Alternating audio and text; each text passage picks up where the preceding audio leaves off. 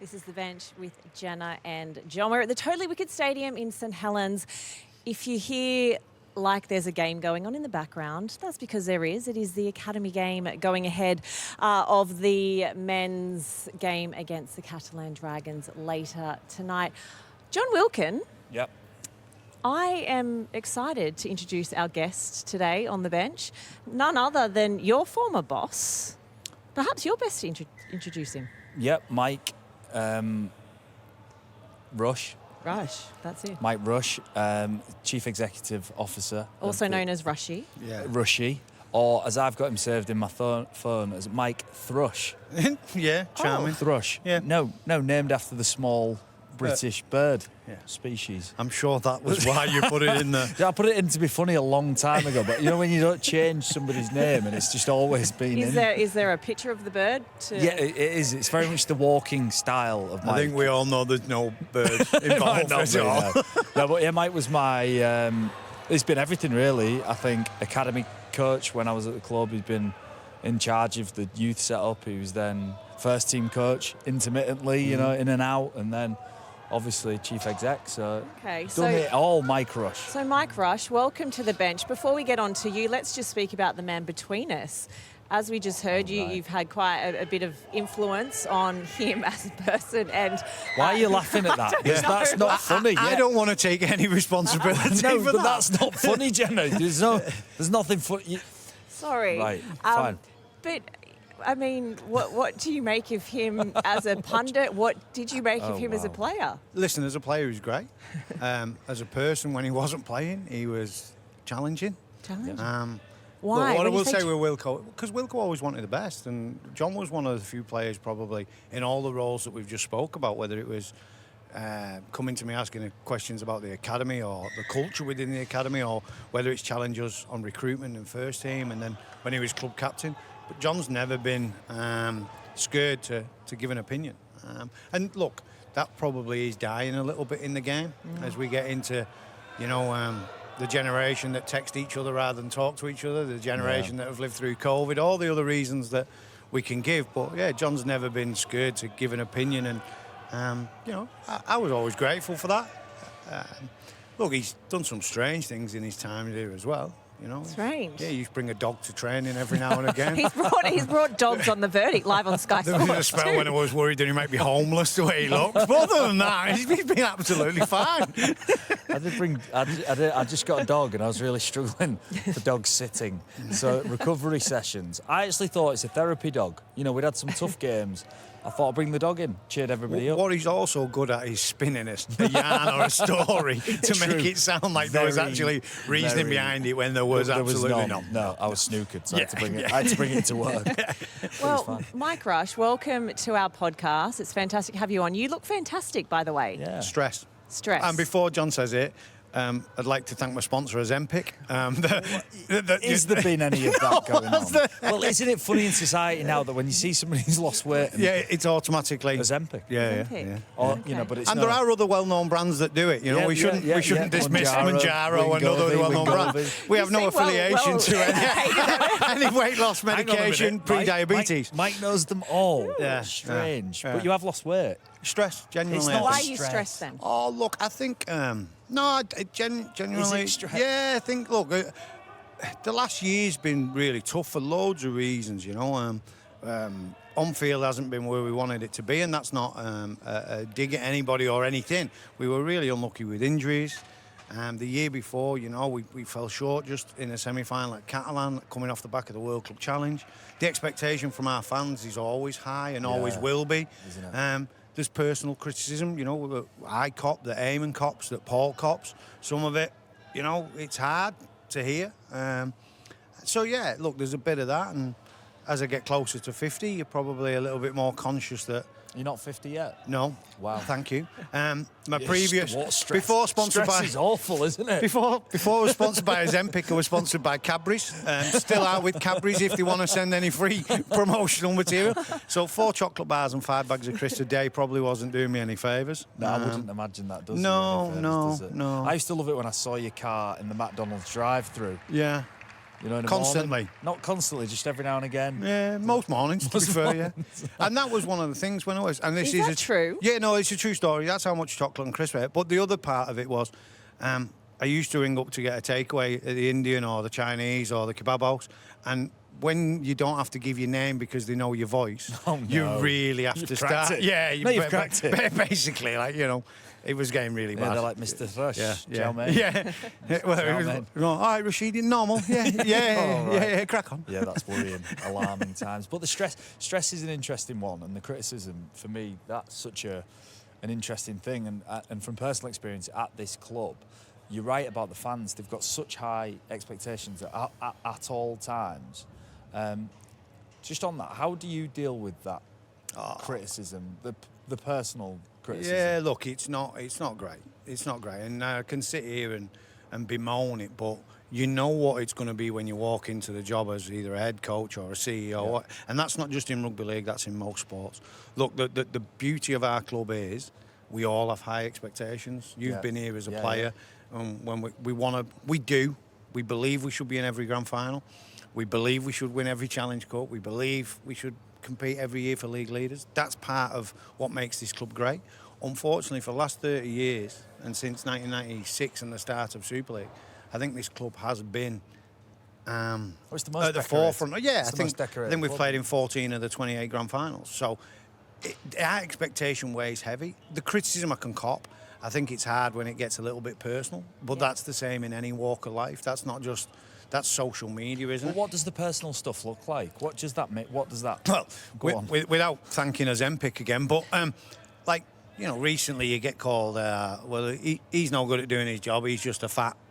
So and so, and I don't mind the second bit, but having lost all this weight, at least give me a bit of credit that I'm not fat. You know what I mean? I don't mind you calling me useless and an idiot, but come on, I've lost 2 stone. Come Stress the guys. At least give me something.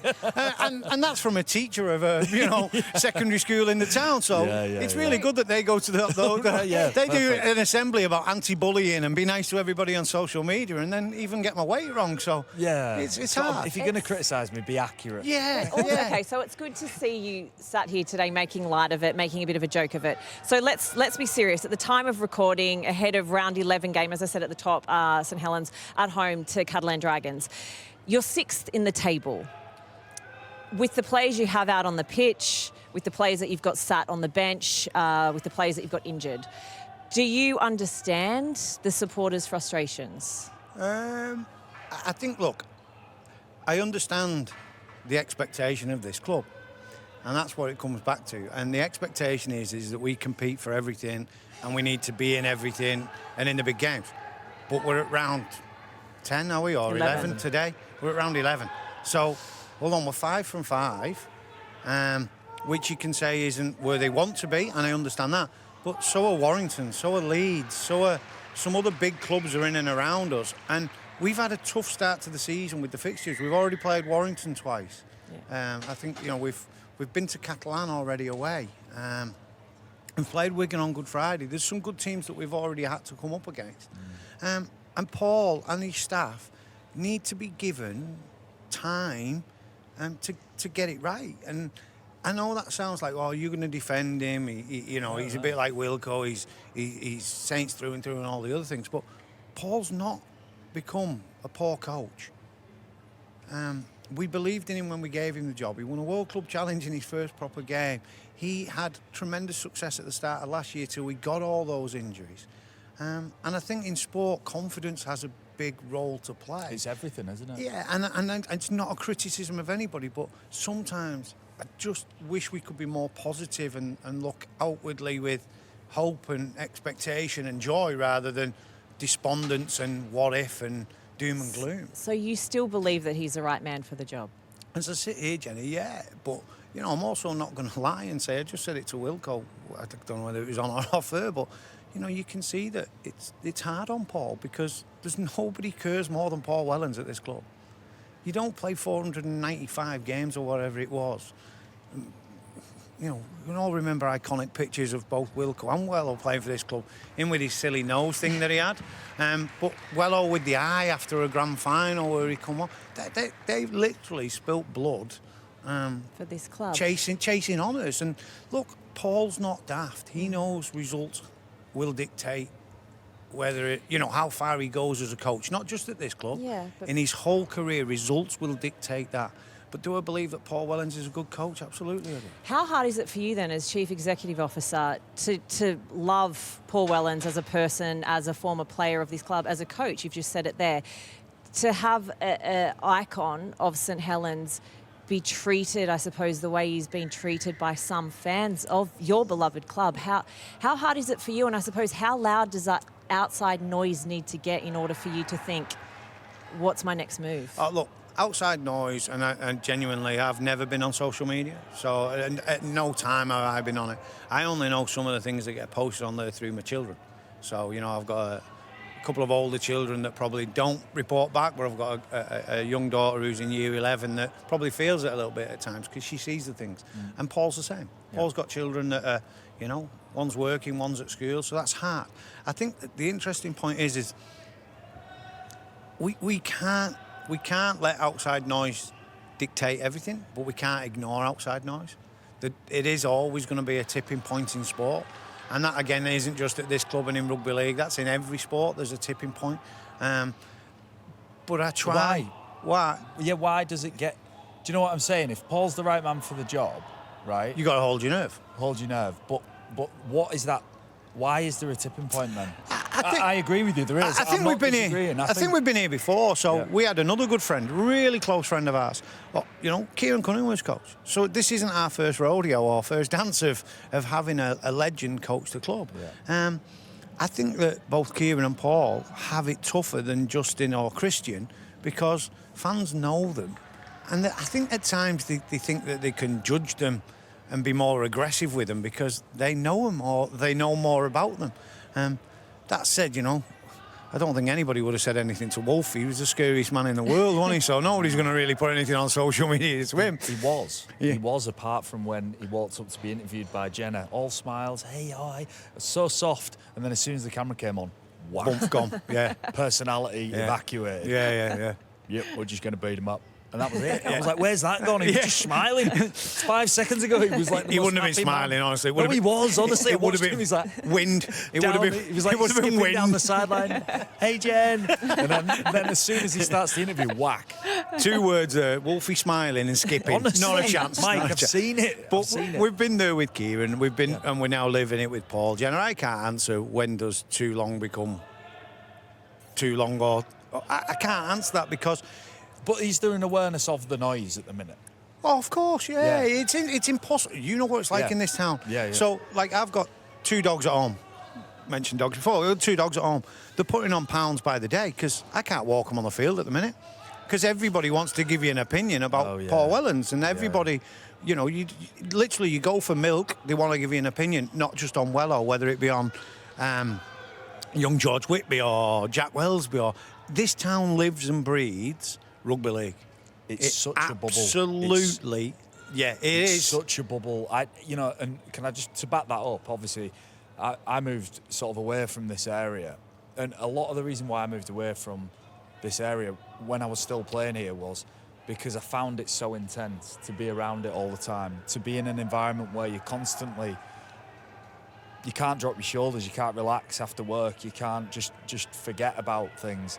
So, and I think that sort of lines up my question is, how difficult then is it from being a man from the town, living in the town, with family in the town, and this goes to you and both Paul, how much is it amplified by the fact that you're from here and still live here and family are here? Yeah, I think you've nailed it. It is amplified times 10, times 100 at times. Give you an example. After we got beat on a Thursday night recently against Warrington, and I thought there was a few calls that night that really went against us and made it a tough night. My daughter the following day didn't go in school, telling us she had a headache. I'm not saying she didn't have a headache, but so that was her choice. She didn't want to go to school. Yeah, look, she's in year 11 and she'd have been getting plenty of messages from friends, tell your dad this, tell your dad that, tell Wello this is what they need to do. And that's because of what John's just said. I was literally born less than a mile from the old stadium. All my family are Saints fanatics. they'll give you an opinion, you know. So when times are good, this town is a great place to live, right? Yep. So yeah, you don't buy anything, even petrol. You get it all free. Okay. When you're winning, All right. honestly, yeah. So let me put this to you. Are don't the need- highs worth the lows?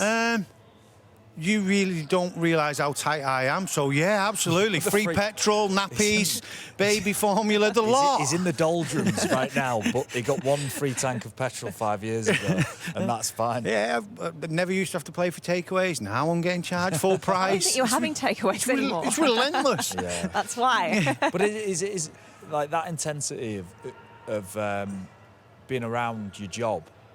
I think everybody needs space and separation from life and work, and retaining a distance between your work and what you do. And I just feel for Mike and Paul, particularly and Kieran, when it was Kieran, in a situation where everything's so close, you can't escape from it.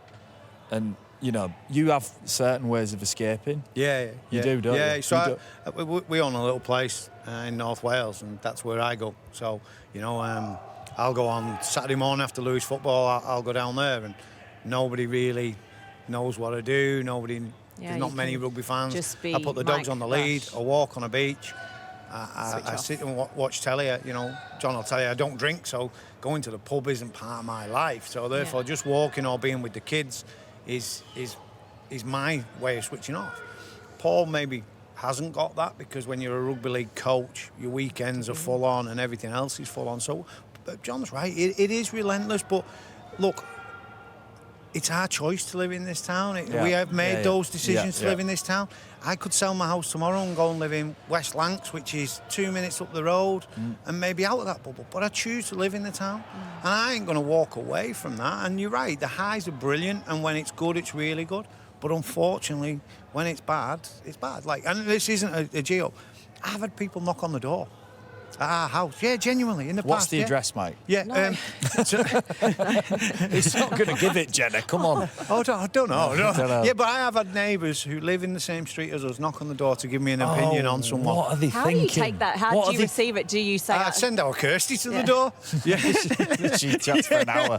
She's talking about ruck speed. There's nothing. You just, to be honest, you just have to roll with it and accept it. And it comes with the job. And what you can't do is bemoan about it to everyone, because it comes back to, that's my choice. I can go and live somewhere else. Yeah, you could, but I don't want to. I don't think that comes with the job. I don't think that does. Yeah. I think there's got an element of common decency that when somebody is away from the place of work, that they deserve some privacy as well. And I think this is where rugby league was so funny. Like, we're so approachable. Yeah. It was so accessible. You know, You can't and imagine see someone knocking on Pep Guardiola's door. No, and nor could they. His driveway's a mile long and he's got gates. Yeah. You know, Mike lives in a very modest 2-bed terrace. He's very contactable. You know, the milk still gets delivered straight on the street outside, doesn't it? Yeah, you know? yeah. But yeah, I think we want to be such an approachable sport, yet we want to create mystery and stars and people who, you know, there's something alluring about. I saw Erling Haaland in Manchester City Centre, and because you don't see people like that, it was almost like magnetic, like this big star that he is. Whereas, if I think of, let's use Paul Wellens, prime example. Wello is socialised, gone out for beers, been around Go this to the town. local Costa. Yeah, he is just part of everything, you know, and therefore, and it comes back to what you're saying about the criticism he gets. I think it's because he's so approachable. Yeah, he is. Yeah. And that being approachable is a strength of our game, but it's also a massive problem as well. And again, look, all we can do is control what we can control. And at the minute, that is offering the support to the coaching staff, to Paul, offering, you know, and listening to things that you might want to change, listening to him about future recruitment. So, you know, at the minute, one of the things me and Paul will talk about is what the fans will talk about. We're no different in terms of making sure that we've got the right mix of experience, hunger, young players, because we've got to balance all of that within a salary cap. So, you know, Harry Robertson would be a great example. Yeah. People can say, oh, we're missing Harry at the minute. Hold on a minute. He's an 18, 19-year-old kid that with the best will in the world, he's just starting off his trade. That can't be an excuse. But what we have to do is get the most out of your really experienced players who have to, and Jon knows this from his playing days, they've got to turn up, they've got to deliver, and they've got to do their bit for Paul. And I'm not pointing the finger at any of them. It's just as a collective, everybody has to get on board and turn it around. And I do believe, yes, we can do that. So on the podcast, we have a segment, guilty or not guilty. We throw you out a statement. You either say guilty or not guilty. You say why. We will come in if we have something to add. One of the statements we had, you kind of touched on it earlier regarding Kieran Cunningham. It was getting rid of Kieran Cunningham as coach was the hardest decision you've ever had to make. Guilty or not guilty? Yeah, no, guilty. Look, it was horrible. How bad? How bad? Real bad. I was actually in Wales. I'd driven down to Wales at the start of that. I think it was a Saturday. I got a call from the board asking where I was. Could I make it back? I came back. I set off, I think, at 5 o'clock in the morning to make sure I was back. And that 2-hour drive from Wales home, I can't. Yeah, I wouldn't remember it. It was something that it wasn't good. And and again, maybe because we're so close as a community and because these boys have literally given their life. Kez, Jon will be able to tell you, he was ridiculous with his body, wasn't he? I think he had a knee clean out once and played the following Friday. It's he broke himself. It's ridiculous what he put his body through for this club. And his family is, staunch Saints people, and so he lived it like the rest of us. So much harder than when you've got to do it to, and I know it sounds horrible, but much harder than when you've got to do it to somebody who maybe has come from overseas or isn't as connected with you. Yeah, much harder. Well, let's just talk about that process then. So you said the board call you. Yeah. Like, I'd assume there's like an emergency meeting. How does it... Yeah. I'm just saying, in that situation, how would that go down? Yeah, look, again, people are naive. It doesn't just happen. No. Things are spoken about when you're not performing well. In any business, any corporate structure where there's accountability, board members will talk. Yeah. And you said before, does the outside noise affect it?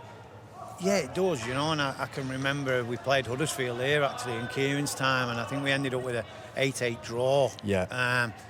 And the fans that night were, very much voiced their concern and everything else, and it does become hard for boards because ultimately they are the customers, they are your paying members, they are the ones who spend money in the shop, they are so. But I wouldn't say it's just a snap thing. I think it comes through constant dialogue, reading the room, reading the changing room, which is sometimes, Jon might not like me saying this, but players have such a big influence of course they do, on whether coaches stay and go. 100%. And they can sometimes even sit here and say things like, really behind or really this or it. Well, you know what? Go and show it on the field then, because that's the only place you can show it. Yeah. So players have a big responsibility. Yeah, responsibility. What the board has to do is make a business decision and based on a business case of where you are at that given point. Yeah. Okay, next one, because we are running out of time. Yeah. Vegas. Obviously, Vegas was announced this week. It's Hull KR, it's Leeds. So my statement is St Helens extremely disappointed to miss that opportunity. Guilty no, or not look, guilty? I think we spoke. We not were guilty. Not guilty. Or guilty. Yeah, no, not guilty. Not because guilty. because we were part of the process. And there is a narrative. 2 Lancashire teams went last time. 2 Yorkshire teams are going this time. We'd very much like to play a Yorkshire team there in 27, and then we've got the full kit and caboodle, if you like. So, to take on somebody like Hull or, because Hull KR have been, let's try and get Hull on the bandwagon in between us, let's make it happen. But no, we it was very open, it was really transparent, it was dealt with really professionally. We spoke to the NRL, we spoke internally. Look, I'm not going to knock the Vegas thing, but you also have to have a really stable financial footing if you're going to do it, because it isn't a money maker. It's not. So you're saying St Helens. You're saying St Helens doesn't at the minute. Oh no, we have, but it's a decision again, isn't it? And at this time, do we want to maybe invest that in Vegas, or do we want to go and chase a marquee player and put the money into that might help the coach on the field. Well, that brings me on to the very final guilty Yeah, or not go on. guilty. Yeah. Is the Also, I'm banned from Vegas, by the way. Oh, of course you are. Can we get Not really. I'm sorry, the money was just resting in my account. Honestly, I didn't know what was in my bag. money. I honestly didn't know. Right, guilty or not guilty? This one might prick you a little bit. The recruitment at Saints hasn't been great over the last 3 years. How dare you? How dare you? How I thought dare that you, would prick you Wilkin? up a little bit. Come Not on. guilty. Guilty. You can't just say guilty. No, I Throw said that- not guilty. Not guilty. Not right, guilty. It's been right. good. Look, we're. But can I throw? Can I no, throw? I'll Whacker answer my Blake? question. I can throw Oh yeah, Whacker Whacker Blake. Oh. Whacker Blake at you. Ah. Moses Mbaye, Conrad Hurrell.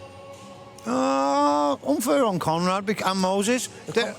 Look, players play, and overseas players are harder to get now than ever before, right? Well, other teams are getting them, So your Mike. days of bringing a Jamie Lyon, let's say, or a Matt Gidley, are much more difficult. I'm going to bring that all the way back to when we're playing well, and when the team's going well and they're full of confidence. I think that Moses Mbaye, who you've just mentioned, or Conrad Hurrell, who's out injured at the minute, add something and do add a lot to our team. Look, we're always going to get it wrong, whether it's an overseas player or not. You take risks and you gamble. What you have to keep in context is, and without divulging anybody's personal business, it's a salary cap sport. And you put in certain numbers on players' heads that you believe that they're worth, or if you can get them, you know, like we overpaid you massively for years because you weren't very good, right? So you were a player that won, Absolutely. but there might be some players that we don't get right and we get it that, much Mike. lower. You're not getting out of this by being Get funny. lower. You're not getting out of this by being funny, Mike. Thanks for saying I'm funny. No, but recruitment's everything. Yeah, it is, yeah. And there's, for me, too many players have come in who haven't delivered. Now that's different to recruitment, isn't it? That's about getting the best out of the players once they're here. But my point was going to be, without people knowing the salary cap value, So it's put it out very there. difficult. Oh yeah, could you imagine if I told them you used to get 250 grand a week? A week, exactly. A week. No, so it's what that person sits on our cap, whether we get value. So I understand your question, but it's much more detailed than just to pick a certain player and say, is he playing well or not? So Wonga Blake played in an NRL Grand Final.